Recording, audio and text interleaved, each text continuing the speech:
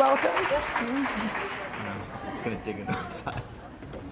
So we're so incredibly thrilled to have you here today. The new movie opens on November 22nd. It is thought to be the most anticipated movie of the year and probably the highest grossing film of all time, so you must be really excited to get started on that. What we've done here is we posted a Tumblr and we asked many of your fans to post questions. And so we will take some questions from the audience later today, but to start with, we have questions from Tumblr. So we'll go ahead and, without further ado, get started. The Darjeeling username asked, "Hey Jennifer, are you aware of the fact that you are pretty much the queen of Tumblr? Many blogs here are dedicated to your awesomeness, and so I felt that you needed to know that. Thank you." Thanks.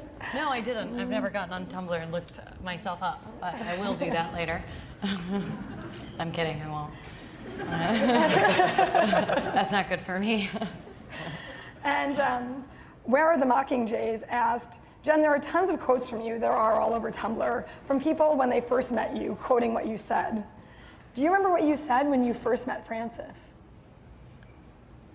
I apologize for being late, I think, because I just imagined our breakfast being at a completely different restaurant and didn't double check on my schedule. I just drove to a different restaurant. Yeah, and then you spat egg in my mouth. And then I spit egg in his mouth.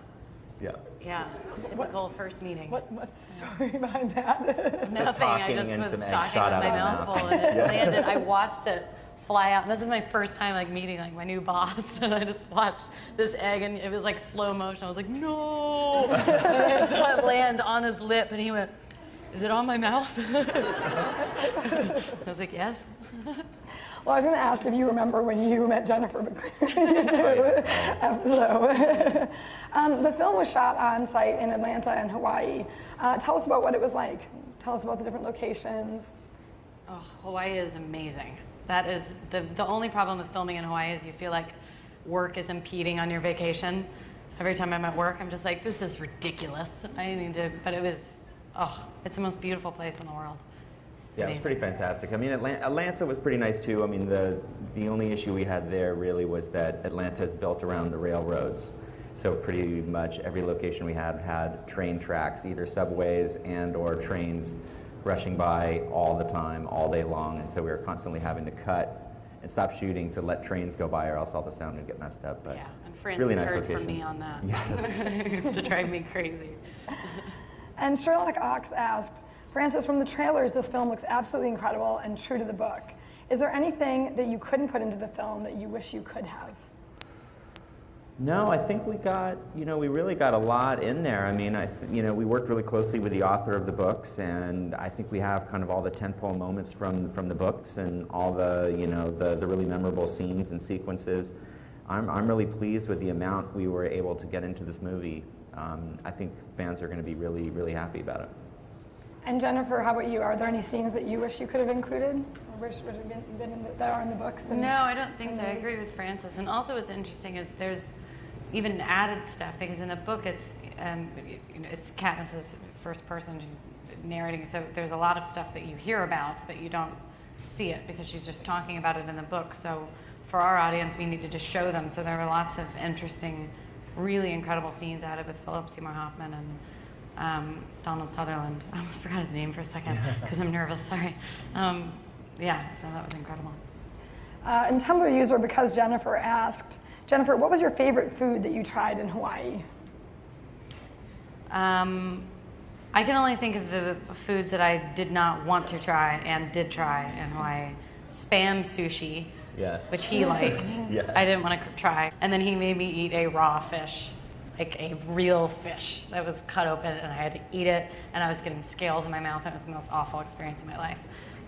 But the mojitos at my hotel were great. So, Frances, do you have the spam sushi was as good as it? I'd say the spam sushi was, yeah. I enjoyed that stuff. Yeah, you did. Every time it came out, he was eating it. Oof. User Hey Don't You Worry asked, for both of you, what was the funniest moment on set? God. The funniest moment? Oh. I don't know. There was a lot of them. I mean, Jen's falling all the time, butt. so. me The getting me getting Sam's Oh, trident. yeah, We were in yeah. the middle of doing this scene with the monkeys, so we're all like fighting these imaginary monkeys with this like choreographed, not a dance, a fight, and all of a sudden in the middle of the scene, I just went ah! It was like something just whipped my butt, and everybody was like, nothing happened. Like it was probably just a Charlie horse, and I was like, I know what something slapped my butt. And so we're like watching playback. We can't find it. I've got a red mark on my butt, and Josh is telling me that it's the ancient spirits, and I'm believing it.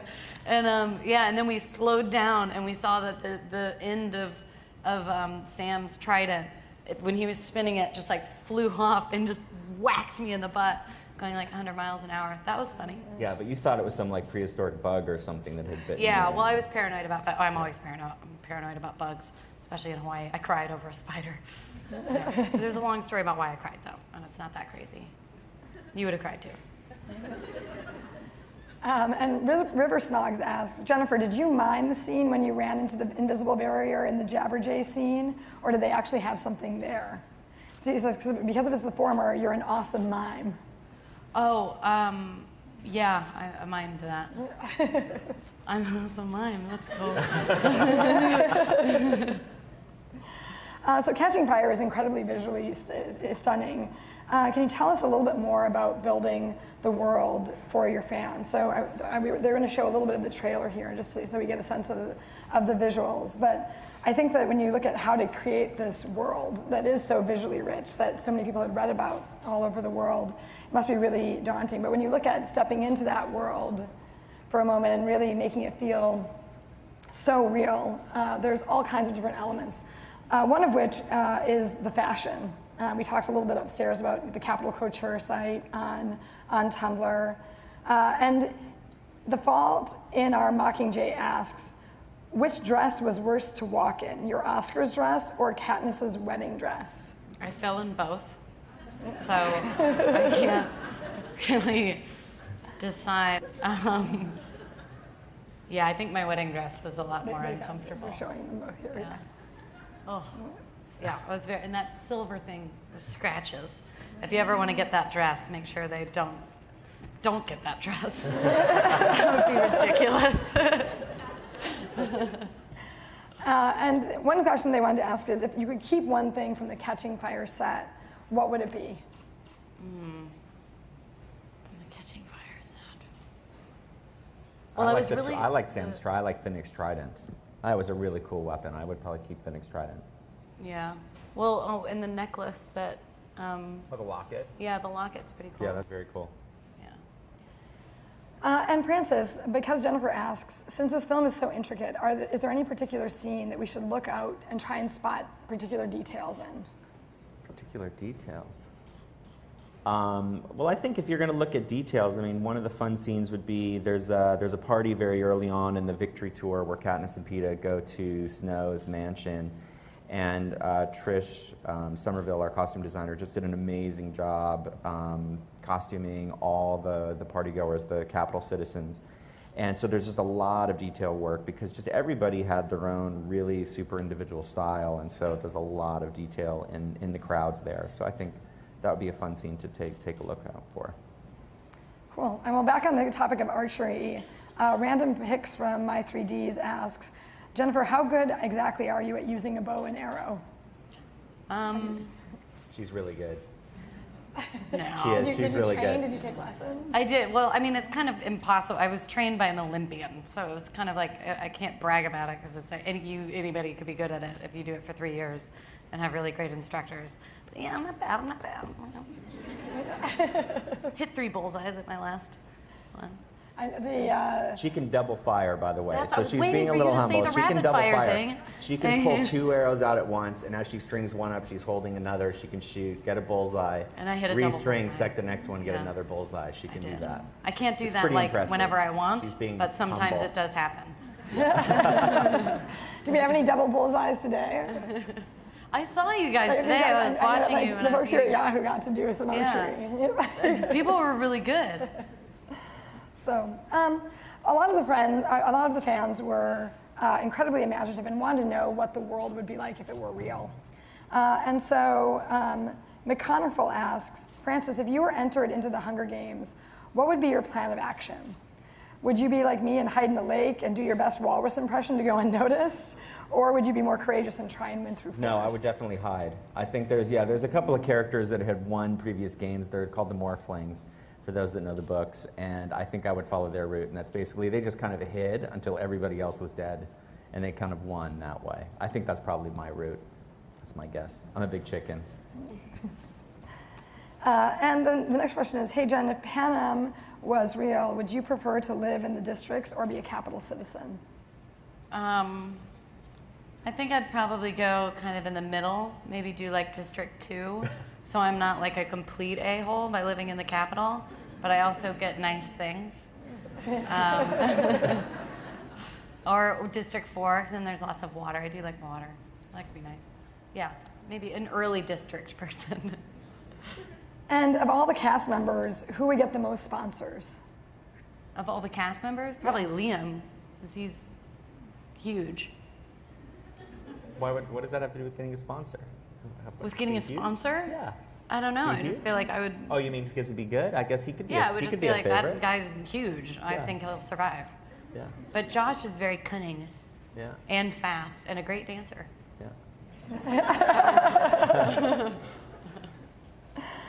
And the next question is for Frances.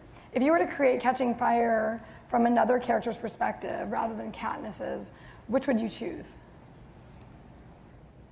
I think I'd probably choose somebody like Effie. I just think Effie is such an interesting, odd, quirky character. I think it'd be really interesting to see the story through her eyes as well. Cool. So the other topic that a lot of people touched on was there were a lot of different personal aspects. We even had a marriage proposal for Frances come in through Tumblr yesterday. Whoa. But moving over into the personal arena, Smiley Eber Dreams asked, Jennifer, who was your teen crush?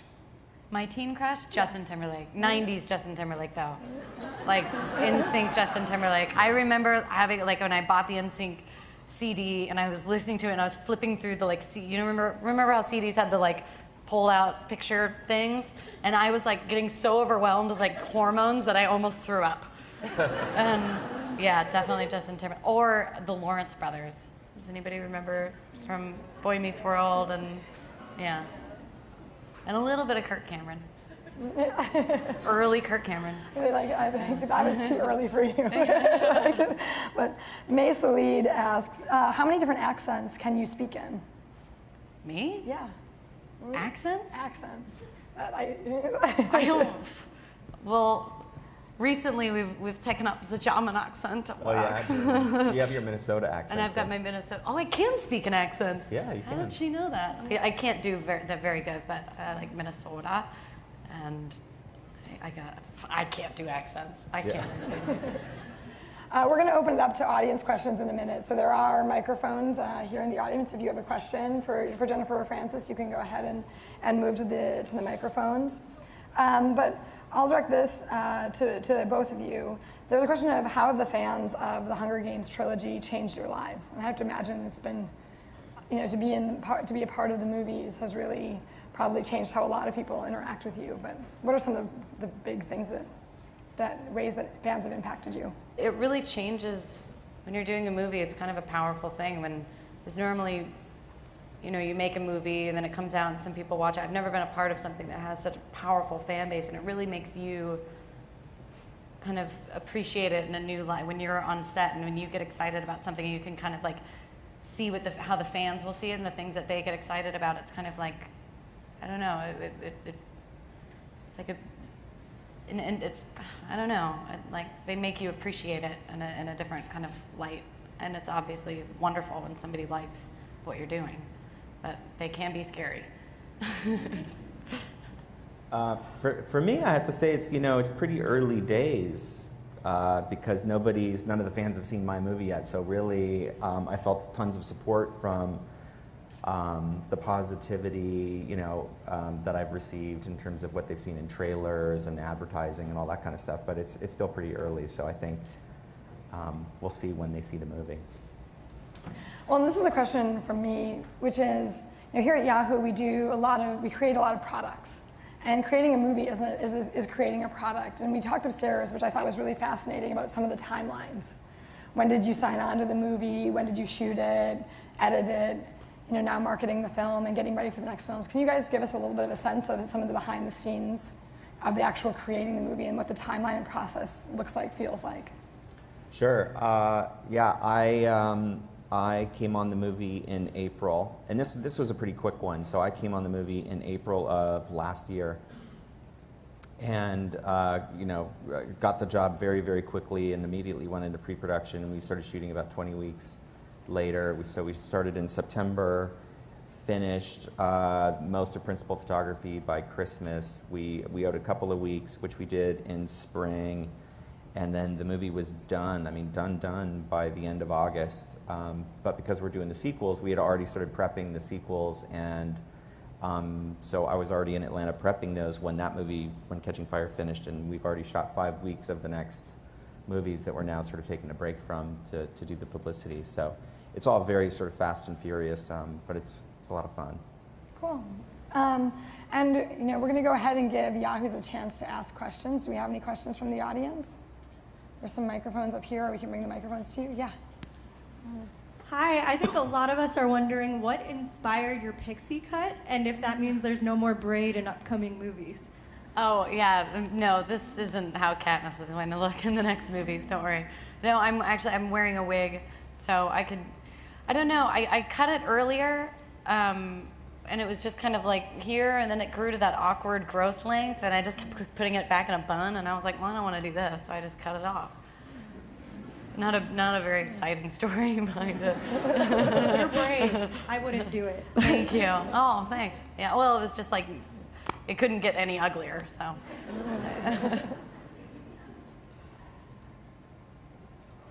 Other questions? I do like the look. It's really nice. Oh, so I have a question. So if you weren't an actress, what would you have been inspired to be? I actually just got asked this yesterday, and I said hotel maid because I really like to clean and I like going through people's stuff. And it's like new people every day. But I've always been really, this isn't realistic because I'm too, but I've always loved like medicine and the human body and everything gross. So I would like to think that I could be like a nurse or a doctor. I just don't think I would ever be able to make it through school. But if I could just show up to a hospital and work, then definitely a doctor. Yeah.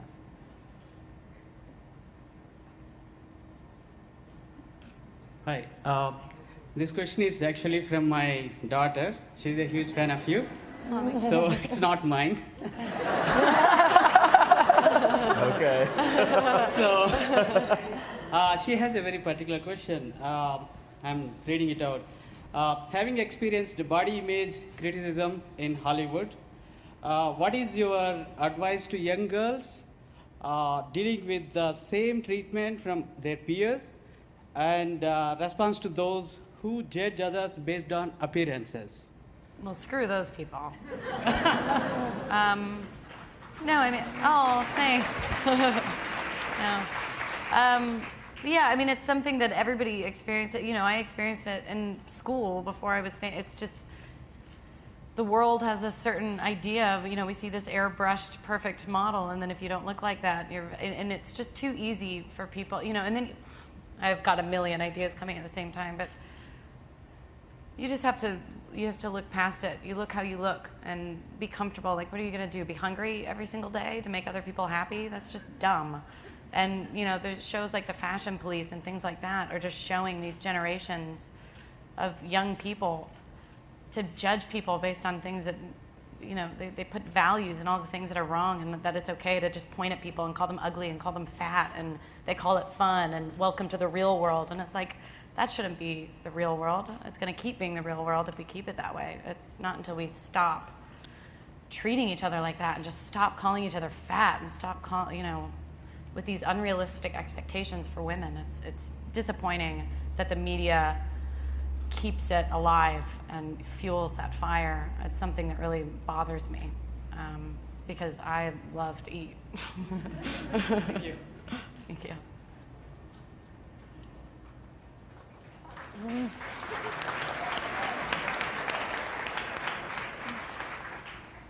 Other questions?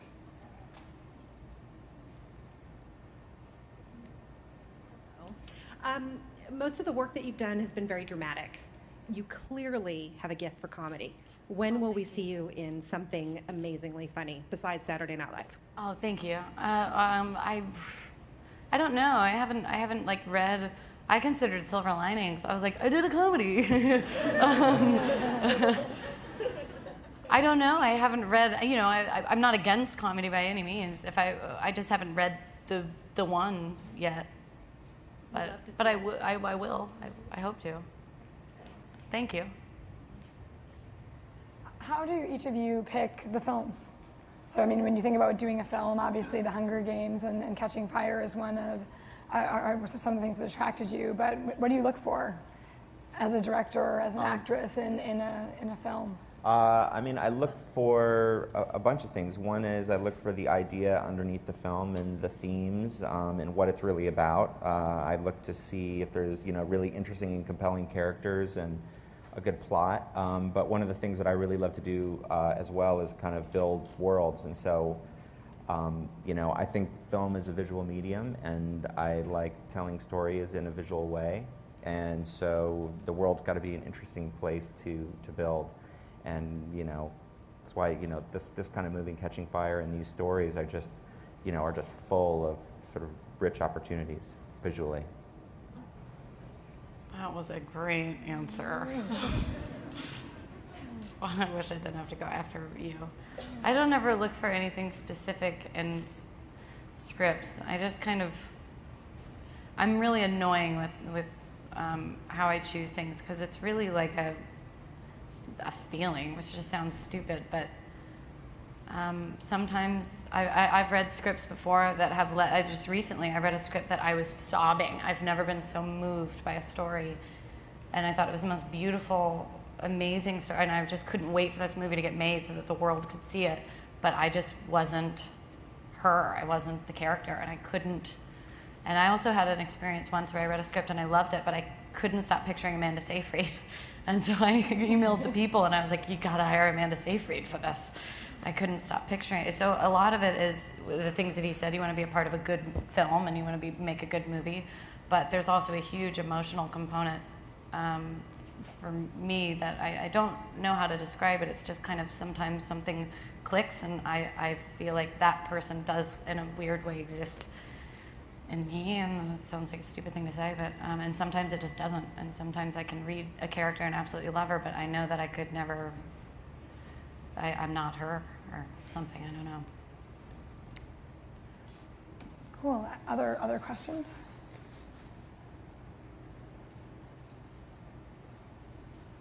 Hi.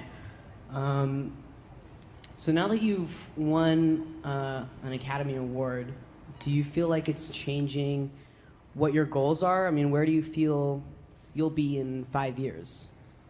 No, it hasn't really changed anything.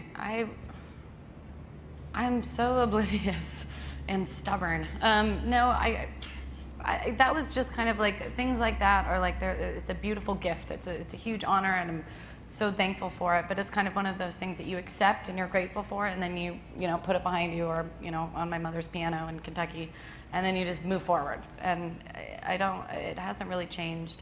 If anything, it's just made me be like, you need to calm down and go on a vacation. But no, it hasn't really changed anything. But I mean, do you still just see yourself in acting and just like really wanting to go deeper into that, or are you interested in other aspects of filmmaking, or like, you know, cooking or writing or anything else? This is, you just want me to cook for you. Is that what this is about? Are you interested in cooking? No, it's, I mean, I would love to, because I just love filmmaking, and I would love to say that there are a million things that I would love to be a part of, but I don't know if I would be any good at them, because I don't know how this is just I don't know if I would be good at producing because I'm so in my head about it. We talk about this all the time. We're like, I just feel, but I'm so bad at verbalizing things, and I don't think I'd be good at that kind of. I'm worried about. I don't know. I'd like to, but I don't know if I'd be good at them. But I know by no means ever felt like, oh, I got this. All right, on to bigger, better things. It was just kind of like, ooh, nice. But it didn't change anything, like as far as goals go. Didn't make me want to cook anymore. Hi. First of all, I'm a huge fan, so thank you for coming here today. Oh, it's really thanks. cool. And second, I was just wondering what your favorite mobile app was. Actually, both of you. I don't even know what really apps are. Well, first of all, what kind of phones do you have? I have an iPhone, but I can't. All I do is text and call on it. I did download a car game called Asphalt 8. But I haven't was gonna played say it. Tiny Wings. I think Tiny Wings. I love Tiny Wings. The games. I loved Temple Run Yeah. when that first came out, but I don't know any of that stuff. I'm really quite stupid when it comes to technology.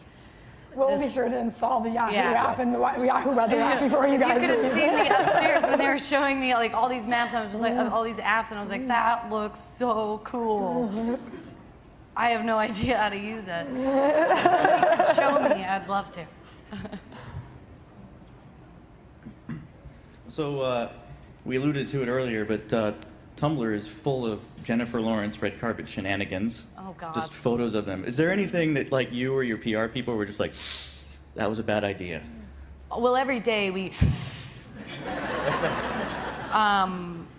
Yeah. I wish my publicist were here because she could probably pull up. I don't know. Well, maybe on. I don't know. Was it? Well, I did call Bill Clinton Gil Clinton when I was presenting to him, so that was kind of a. The Meryl Streep moment, probably Golden Globes, when I came up and said I beat Meryl, which I thought everyone would know that was a joke because it's Meryl Streep, and nobody did. Everybody thought that I really went up there and was like, I beat Meryl. So yeah, probably that moment, if I could take that one back. And forgetting to thank the director and Harvey Weinstein at the Oscars. And falling on my face. Yes, there are tons.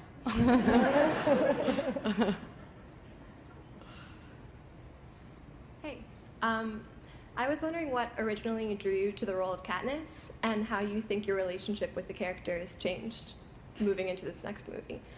What originally drew me, I just think it's such a powerful story, and I was really excited to see something that this big, that so many young audiences are drawn to, that's actually important and really is it's kind of it's a wonderful message, and I like that, and I love her, and I love what it says about how powerful just one voice can be, and I guess growing with her, it does change a lot because, and it's funny because we can always kind of, I remember reading the first books, I was like 19, and I was going through my first award season for Winter's Bone, and I remember when she first went to the Capitol, and I was reading about like being in weird dresses and like not feeling like yourself, and hearing people talk around you about stuff that you have no idea about, and just being like, what? And then the second time around, it gets like a little bit easier, and I could kind of relate to that a little bit with her. But my relationship with her has changed. I don't know. It's funny how I could continue to get to know, because I've only ever done movies really where, other than X-Men, where it's like the movie wraps and that's the end of that character. And I do sometimes have moments where like I'll still think about some things, but some of them just go away forever. But I assumed when I finished the first movie I would have it all understood and I'd basically be bored for the next movies, and I'm so surprised and grateful that hasn't happened at all, that I do continue to kind of learn new weird things and get excited about things with her. I'm sorry, I'm bad at answering questions. Hi, so my question is, what was the most physically challenging scene you had to do in Catching Fire, and did you get injured at all? Francis loves this one because I have never shut up about it since it happened. Yes, I went deaf in one ear for months. I had to, but that wasn't actually physically challenging. It was just ear challenging because I got all these ear infections from the diving in the water and all that stuff, and then a jet from when the cornucopia spins went into punctured my eardrum.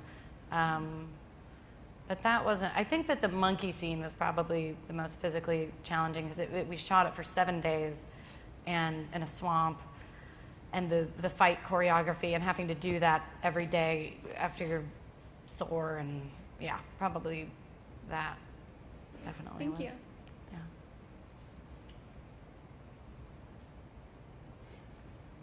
Yeah. Hi. Thank you for coming to Yahoo today. Yeah, thanks for having me.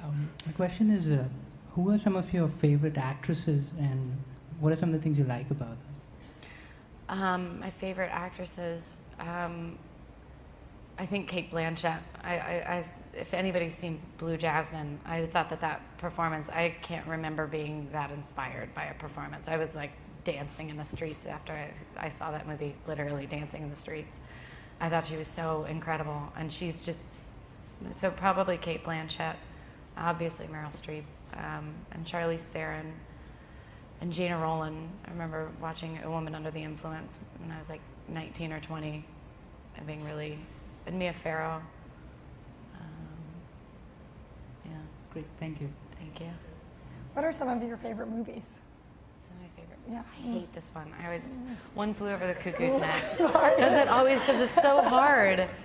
One Flew Over the Cuckoo's Nest, Terms of Endearment, Step Brothers. Definitely Step Brothers. I saw Step Brothers 4 times in the theater.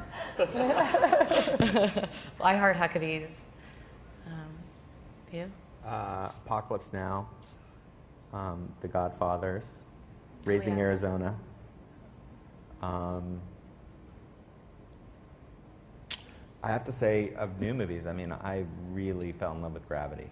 I thought Gravity was unbelievable. Too. Yeah, unbelievable. So that's probably in my top 10.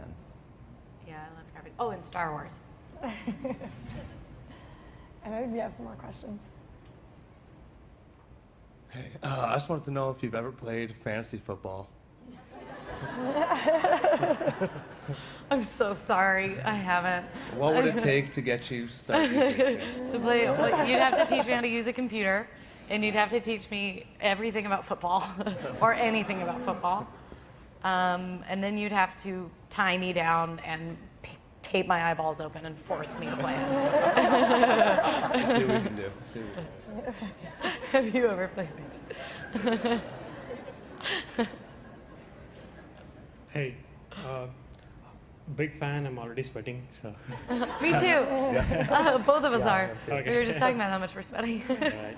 So, how is it playing 2 different roles of Katniss and Mystique, and you keep switching between them in the movies? And I recently saw the new trailer, Days of Future Past, and you look amazing there again. Oh, thank so, you. how is it? It's cool. It's X-Men is this giant movie. That was like my first studio movie that I ever did when I was 20 years old, and I was like, whoa. I mean, they built a beach. They just brought sand in and palm trees and just made a beach. I think that's crazy. It's just like this, but it's a lot like, you know, the Hunger Games, where it's great to come back and see people that you know, and because movies are always so kind of, it's hard, like the first few days are like the first day of school all over again. So that's always really fun. Hello. Thank you very much. Hi there.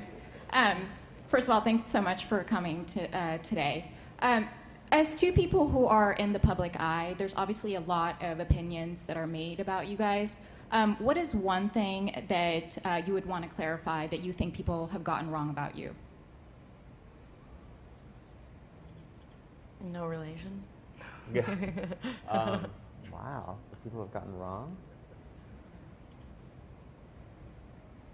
Oh, this is such a good opportunity. I know, And I'm it afraid really I'm going is. to totally spoil it because nobody ever asked that. And there's.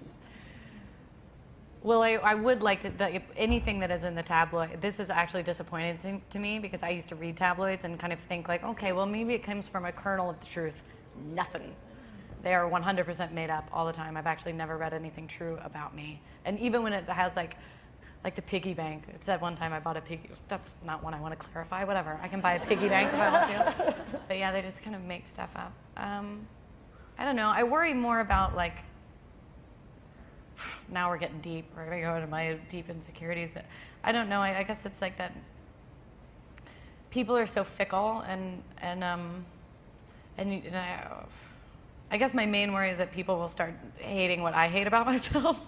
I worry that like that I'm gonna be really annoying, and everybody's gonna just like want me to shut up, which would make so much sense because like I annoy myself because like I get nervous and I'm like and like I always like before I'm like always like just calm down like because I'm afraid like people are gonna see too much like and then be like calm down, and so I don't know. I guess I'd like everyone to know that if you are annoyed with me, it's totally cool. I get it. I would be annoyed with me too, but please forgive me. I don't know. I'm totally spoiling this moment because I'm sure there have been so many. Yeah, I don't know. I don't know if there's any like real misconceptions about me. No. I mean, there people was say one that that said I went on a date with John Mayer and I never did. That's a good one. But I think I've dated a lot of people. Yeah. Yeah. Yeah. And any other questions? Hi. Are there any stories or books that you've read that you would like to make it into a movie? Yes. But it's hard to say because if I say it, somebody could just steal that idea.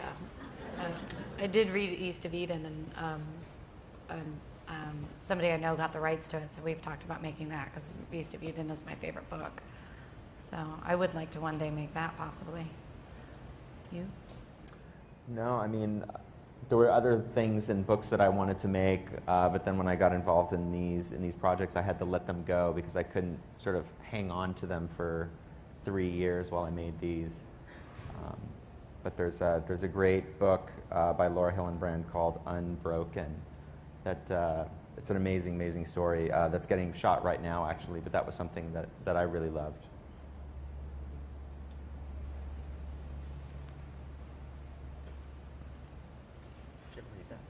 Hey guys, I was wondering what kind of music y'all have been listening to these days.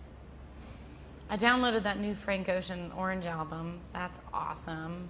And the new Arctic Monkeys album is also nice. And Jay-Z, I like the Black Keys. Arcade Fire, got the new Arcade Fire album. Oh yeah, that's a good one. And, oh God, The National. The National's another one that I've been listening to as well. Yeah. Awesome. Yeah.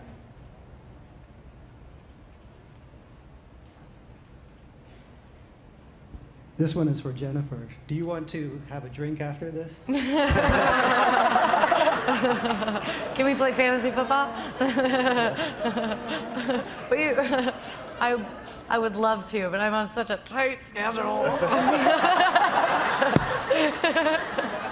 No, I really am. The schedule isn't a lie. I want to thank the two of you. I mean, I think for us, we really value imagination, innovation, and it's a real achievement, the film. And so thank you for inspiring us, and thank you for being here today. Thanks for having me. Thank